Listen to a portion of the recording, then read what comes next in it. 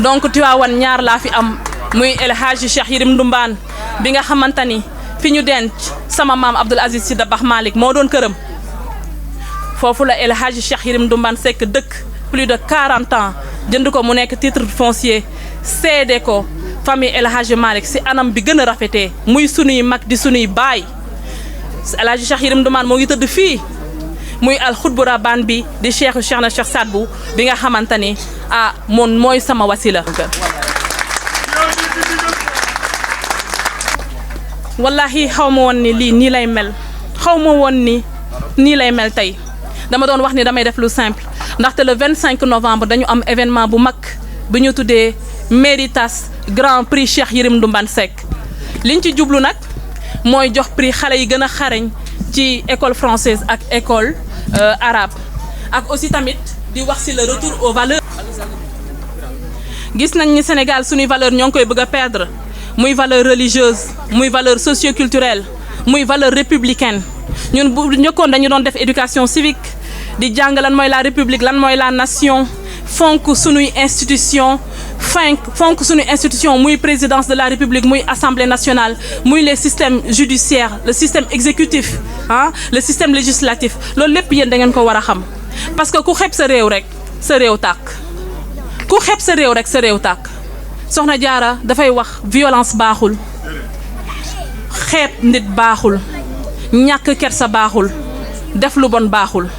li ñu war a njëkk di xeex ñun mooy def lu rafet def lu baax ruus am kersa respecter sunuy mag respecter sunuy baay ak sunuy ndey respecter aussi sunuy institution ndax ku respecté wul sa institution dëkk ëllëg bu ñu boo toogee au niveau régional ou international ñu wax ci sa dëkk lu bon kon boog nangul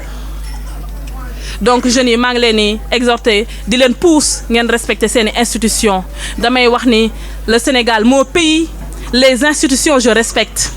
institution nag kii muy président bi mooy monsieur Macky Sall monsieur Macky Sall bu nekkee sa président nu mu mënta demee da nga ko war a respecter ndaxte moom nu mu mënta demee moom moo lay représenter au niveau international ki lay représenter au niveau international kooku da nga ko war a fonk dañuy wax ni le linge sale se lave en famille loo mere sa président wala loo kii sa président au niveau international waloo ko yàq maa ngi leen di sant di leen gërëm di nuyu di remercier loolu du mën a ñàkk les membres de la fondation ñi nga xamante ni nuit et jour ñoo ngi daw ñun dañu yor fondation boo xamante ni mën nañ yëkkati suñu loxo ci kanamu ñëpp télé yaa ngi nii rajo yaa ngi nii wax ne état dimbaliwuñu maire yi dimbaliwuñu collectivité locale dimbaliwuñu sunu doole bopp Soxna Jaara li muy génnee yàlla may ko moom lay jël 80% parce que njabootam ñoo ngi Canada 80% lay jël di ko delloowaat peuple bi.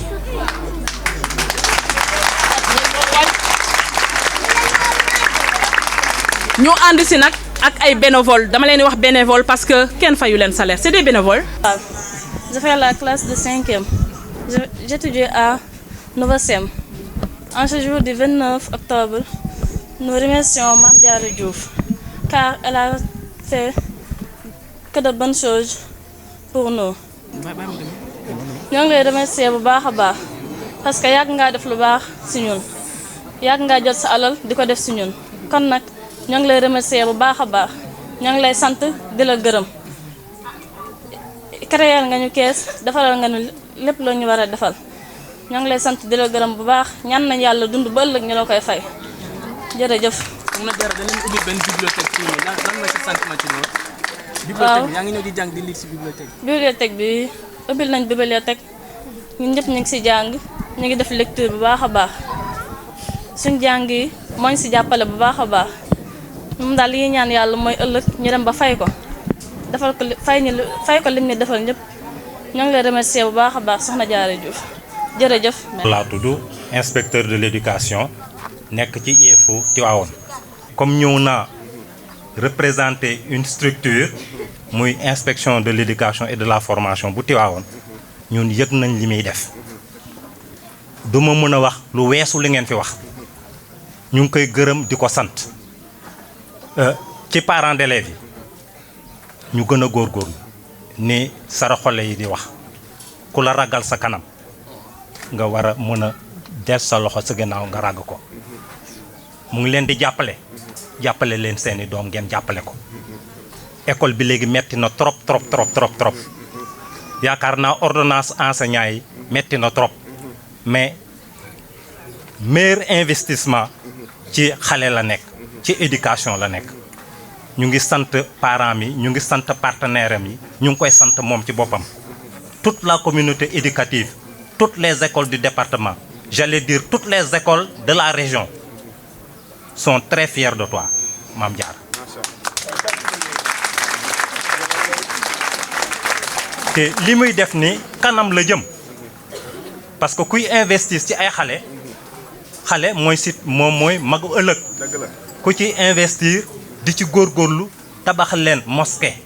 parce que mosquée école la foofu dañ fay jàng dañ fay jaamoo yàlla di def li muy def nii donc ñun ñaanal rek lañ ko def bàyyi ko yàlla di ko ñaanal doo ko may yàlla may ko wër gu yaram ci loolu ci parents yi la ci élèves yi gis ngeen Mame Diarra lu mu leen di defal lenn dong lañ bëgg suñu demee ba ñu natt leen muy évaluation muy composition yi nañu indil note yu baax nañu jàng gën a góorgóorlu gën a xarañ pour bokk ci meilleur élève ci Sénégal waxuma ci Tivaouane rek mais ci Sénégal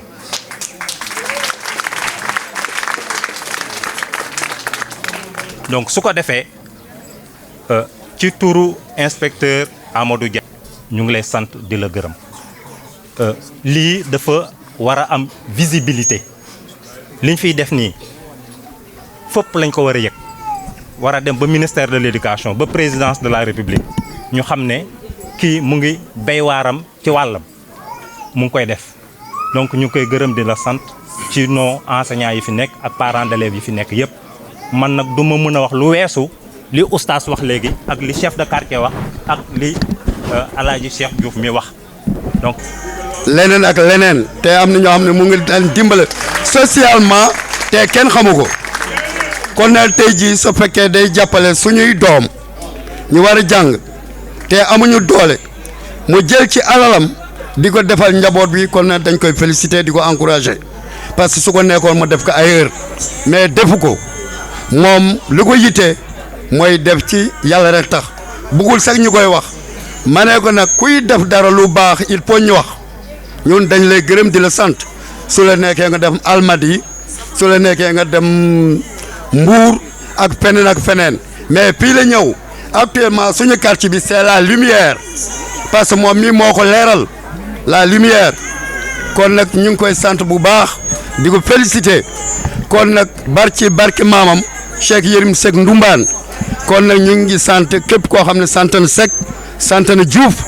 ñu ngi leen féliciter di leen encourager yàlla ko yàlla defal jàmm ci daraja Seydina Mohamed jërë ngeen jëf. Nous organisons une activité aujourd'hui de don de fournitures scolaires. Pourquoi? Parce que nous sommes conscients de ce que vivent les parents d'élèves, nous sommes conscients de ce que vivent les enfants en début d'année scolaire.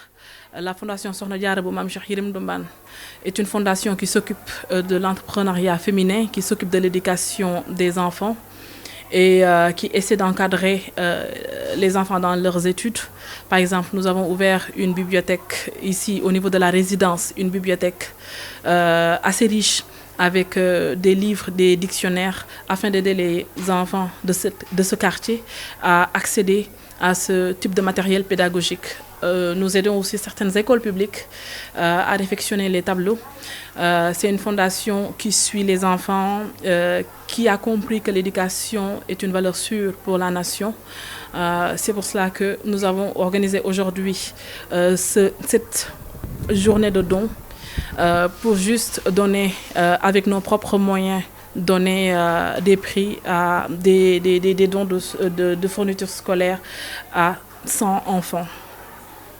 On peut savoir le coût du budget?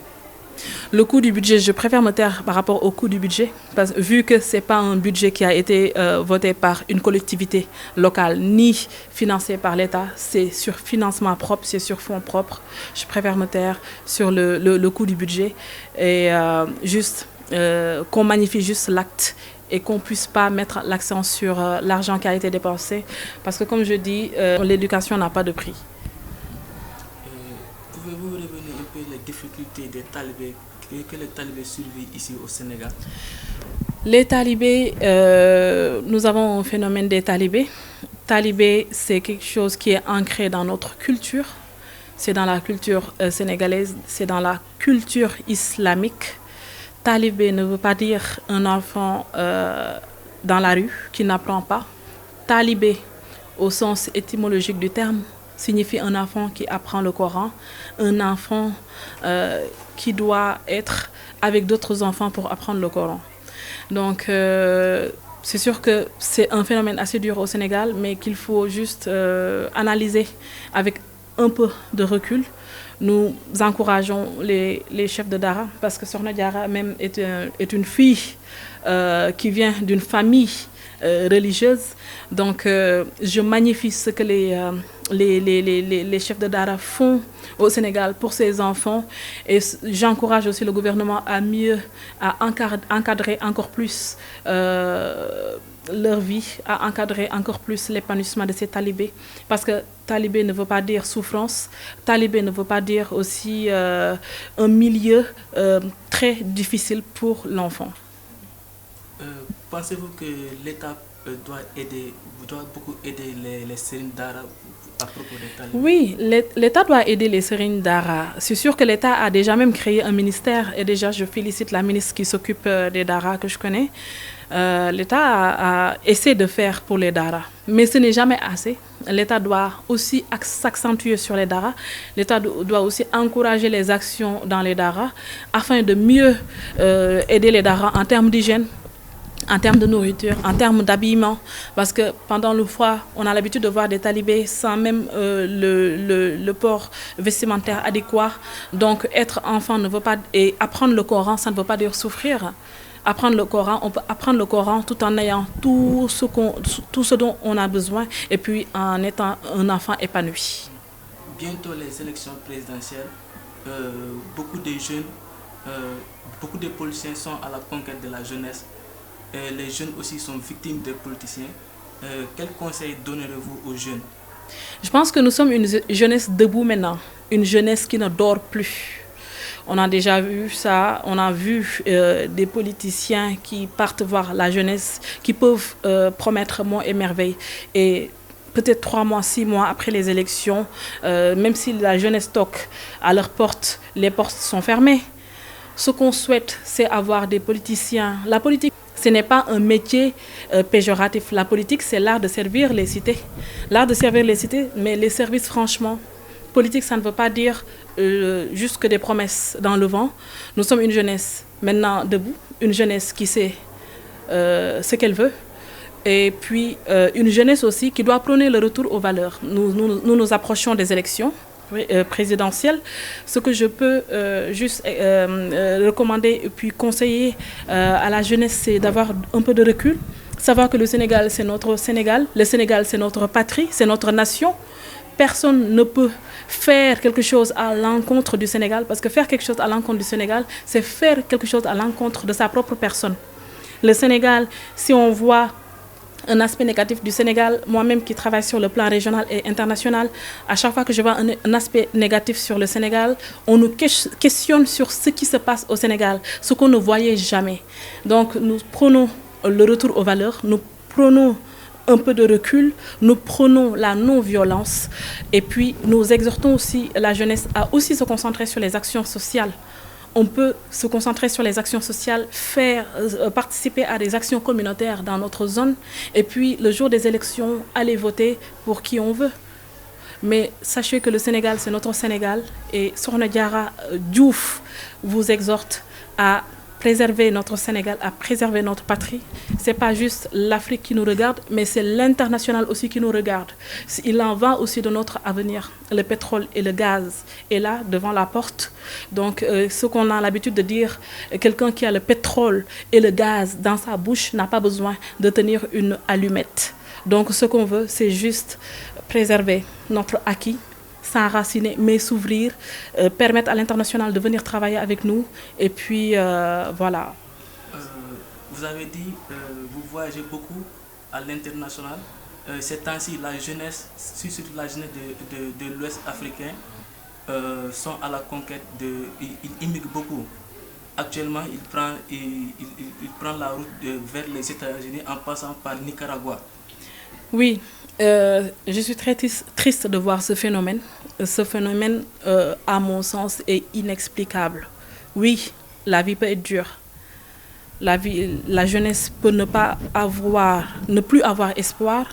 mais je me dis l'espoir est toujours là. Moi-même, j'ai vécu, je pense, plus de la moitié de ma vie à l'étranger. J'ai vécu dans plusieurs pays, en France, au Canada, aux États-Unis. J'ai visité pas mal de pays, que ce soit l'Asie, l'Afrique, l'Europe. Et pourtant, je suis là, je travaille pour l'Afrique. Je pense qu'il ne s'agit pas de dire j'ai besoin de 3 millions, 5 millions pour travailler. J'ai vu des jeunes qui ont réussi juste avec 100 000 francs, avec 200 000 francs. Je pense que juste, il faut en vouloir. Il faut en vouloir, il faut croire à son destin. Je ne suis pas contre l'immigration. L'immigration peut se faire, mais d'une manière très légale. Parce que si vous connaissez les politiques européennes, vous connaissez même les politiques au niveau des États-Unis et du Canada, cette politique est contre l'immigration clandestine. Nous ne recommandons pas l'immigration. Encore une fois, j'ai vécu dans plusieurs pays. Rien qu'avoir ces papiers, avoir une nationalité du pays, ça peut être dur même, malgré qu'on ait une nationalité ou bien qu'on soit bien intégré dans ce pays. Aller dans un pays sans avoir les modalités requises, les modalités légales de vivre dans ce pays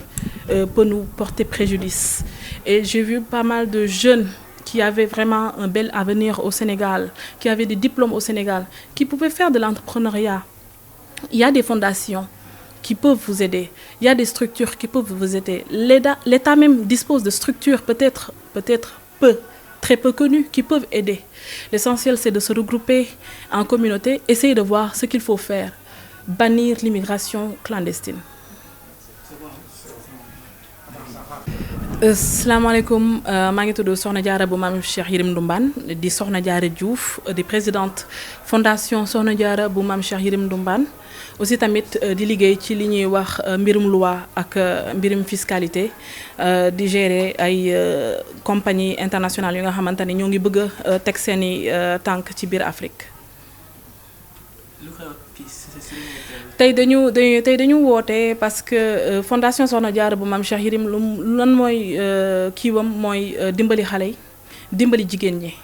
tey dañu woote parce que dañu xam ne année scolaire yi jug na tey ñun ñëpp xam nañ ni année scolaire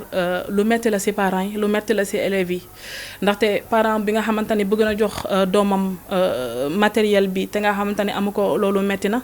élève bi nga xamante ni nag bëgg na jàng ba pare amul li mu jàngee tamit yenn saay dina am benn métit wala benn tiis loolu lañ xam moo tax ñu ni avec sunu moyens yi ñu am ci li ñu am ñu jël ci li ñu am dimbali lu mat 100 xale pour jàppale leen pour ñu am seen matériel seeni cahier seeni matériel géométrique et tout ça li nga xamante ne moom lañ soxla pour mën a commencer l'année scolaire te duñu am benn souci. xayma matériel bi ñaata la. xayma matériel bi duma ko wax parce que defe naa ni comme du loo xamante ne budget bu état voté du budget bu collectivité locale voté fondation bu nga xamante ne la ñun ñoo ngi demee ak sunu doole ñoo ngi jël li nga xamante ne yàlla moo ñu koy jox di ko bokk ak askan bi comme niñ koy defee ci yenn saay école publique yi dinañ gis yenn saay école publique yoo xamante ni dinañ am problème mu tableau ñu dem réfectionner defaraat tableau yi nga xamante ne moo nekk foofu yëpp dinañ dimbali xale yi dinañ jàppale xale yi di leen pousse pour ñu gën a jàng dinañ ubbi nañ ci fii nga xamante ni mooy résidence Mame Cheikh Yérim bibliothèque jàngukaay boo xamante ni am na ay livres am na lépp li nga xamante ni xale yi war nañ ko kiiwee donc loolu boo koy def defe naa ni li ñuy wax éducation amul prix donc du ñu ñëw fii toog di wax ni lii la ñuy dépensé wala lii la ñuy dépensé mais dañuy wax rek ni góorgóorlu nañ ba nga xamante ni lépp lu nga xamante ni yàlla jox na ko ñu jéem ko delloo askan bi. gis nañ tey talibé dañuy am ay jafe-jafe yu bari ci dëkk bi lan mooy sa xalaat ci loolu. Soxna Diarra ku ko xam ni comme ni ñu koy waxee doomu ëttu këru diine yi Soxna Diarra ci daara la jóge Soxna Diarra famille bi nga xamante ni maamam moo doon Cheikh Yérim Ndombane Seck kuy sa maam mooy Cheikh Yérim Ndombane Seck kooku fonk nga daara kooku fonk nga sëriñu daara yi maa ngi encouragé sëriñu daara yi di leen wax ni leen ñoom liggéey bi ñuy def baax na loolu wante di ñaax aussi tamit gouvernement bi ñu gën a góorgóorlu ci daara yi maa ngi saluer au passage ministre bi nga xamante ne moom mooy occupé wu daara madame Mbacké di ko saluer bu baax di wax ni daal daara moom lu baax la te daara tamit warul tax xale bi di souffrir wala di am lu ko metti jàngum alxuraan du forcément kuy jàng alxuraan rek waroo am yëre waroo am dàll waroo lekk bu baax waroo nekk fu baax donc dañuy ñaan rek état bi gën cee dugal loxo gën a dimbali sëriñu daara yi ndaxte si sëriñu daara yi di nga gis sëriñu daara yoo xam te ne dinañ former des futurs juges des futurs ministres des futurs députés ku xam daara xam ne boo daara bu commencé sax si sa bopp boo demee école lépp day yomb donc milieu bu nga xamante ni la milieu bu am importance ci Sénégal nañu jàppale sëriñu daara yi nañu gën a góorgóorlu état bi moo ngi ci mais damay wax ne nañu gën a góorgóorlu nañu gën a prioriser affaire sëriñu daara yi ci budget yi. bientôt nañu dem ci élection présidentielle yi ni dañoo seetlu ni xale yu bari dañoo nekk cible politicien yi lan ngay conseil xale yi pour kii yenn événement yi bañ a xew. je pense que ni Sénégal léegi xale yi yeewu nañ ndaxte. fii defe naa ni kenn dofatul ndax ñëw dig la 3 mois après 6 mois après liñ la dig doo ko gis loolu war na jeex Sénégal nag jeunes yi tamit am nañ wàll bu nga xamante ni mooy damay wax nañu prôner le retour aux valeurs buñ ñu xeeb ci lenn bu ñu def lenn luñ ñuy xeebee nañu nekk ci action communautaire yi nañu am yar nañu am kersa nañu am teggin ba nga xamante ni kenn duñu xeeb te bis bi xamante ni voté jot na ñu dem voté Sénégal nag waruñu koo yàq ndax Sénégalu ñëpp la Sénégal bi nga xamante ne la Afrique moo ngi koy xool Sénégal mooy Sénégal bi nga xamante ne monde entier bi moo ngi koy xool Sénégal lu ñu doon wax mooy réewu teranga bu ñu yàqal suñu bopp loolu ndax li fi jotoon xew man mi di liggéey à l'international di liggéey au niveau de l'Afrique lan nañ ma doon laaj ndax loolu vraiment Sénégal la ma amoon ci rus amoon ci gàcce donc dañuy ñaan jeunes yi nga xamante ni bëgg nañ Sénégal ndax boo bëggee Sénégal da nga koy préserver boo bëggee Sénégal da nga koy jàpp boo bëggee Sénégal doon nangu violence mënul faj dara violence day yàq toj ay bus toj ay kii mënul yàq dara léegi sa arme xam nga mooy lan sa carte de vote jour vote bi nga dem nga votel ki nga xamante ni moom moo la doy te ku nekk nag ak ki la doy nag nit moom da nga koy fonkal li mu gëm waaw ku nekk ak li nga gëm c'est la démocratie au Sénégal donc loolu la amal suñu may wàllu immigration bi li may wax mooy dañuy am nañ ci nakar am nañ ci tiis loolu Soxna Diarra Diouf dëkk na ci pays yu bari ndax bu ñuy wax mooy plus de la moitié li gën a ëpp ci samay at maa ngi ko vivre extérieur ndax xam naa lan mooy extérieur te vivre boobu yëpp soit damaa jàngi ndaxte ku xam Soxna Diarra xam ni dafa amoon bac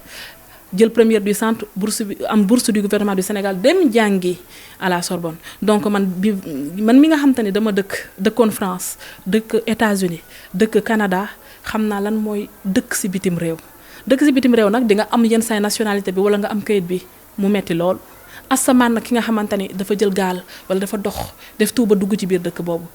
te léegi jeunes yi nañ xam ni yombul de plus en plus dañuy gën a metti loi yi de plus en plus da ngay gis jeune bu nga xamante ni amoon na peut-être avenir Sénégal def tout ba dem dugg foofu amoon na peut-être ay diplôme mënoon na xool lan lay def Sénégal mu dugg foofu mu dund lu nakari ñun gis nañ ko ci suñuy bët ba nga xamante ni dafay dellu si waat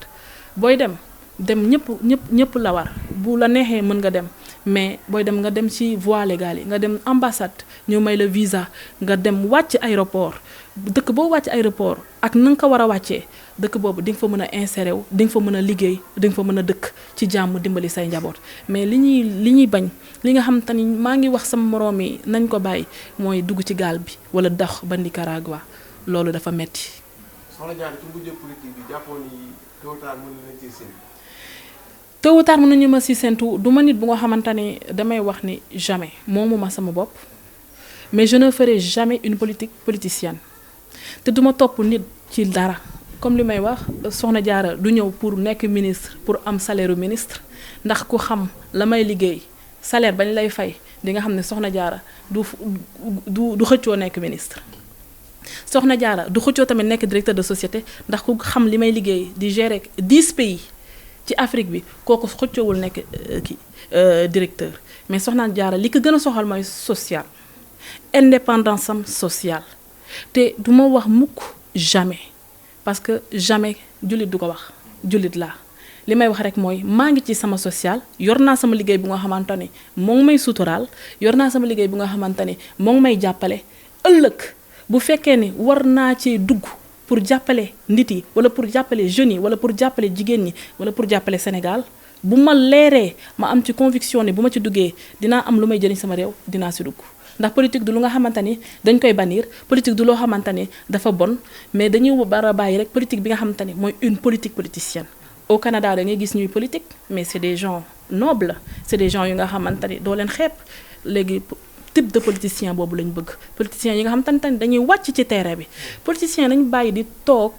ñu nommé leen rek ñu toog ci seen bureau yi ñu nommé la nga ñu def la ministre wala def la député wala def la directeur de société nga toog sa bureau amel nga ak askan bi parce que da ngay gis ñu nga xamante ne ñoo ngi wàcc ci terrain bi te ëppaloo leen dara peut-être fonction nga leen ëppal te ku yor keesu ataay yor fonction war nga mën a gën a wàcc ci terrain bi gën a mën a dimbali sa président parce que le président de la République c'est l'autorité suprême le président de la République mënul wàcc fépp mënul dem fépp quoi qu'on le dise le président de la République a un gouvernement et dans ce gouvernement nag képp ku ci nekk am nga benn obligation am nga loo xamante ni daf la war li la war nag boo ko defee ak population bi kenn du mere président de la République nit ñi nag nañu war a xoolaat seen toogaay c'est pas parce que dañ la nommé que da ngay changer c'est pas parce que dañ la nommé que doo dimbali askan bi jëlal li nga am jëlal li la état di jox dimbalil askan bi ku jël 20% képp ku am nomination mu jëloon 20% delloo ko askan bi Sénégal day neex.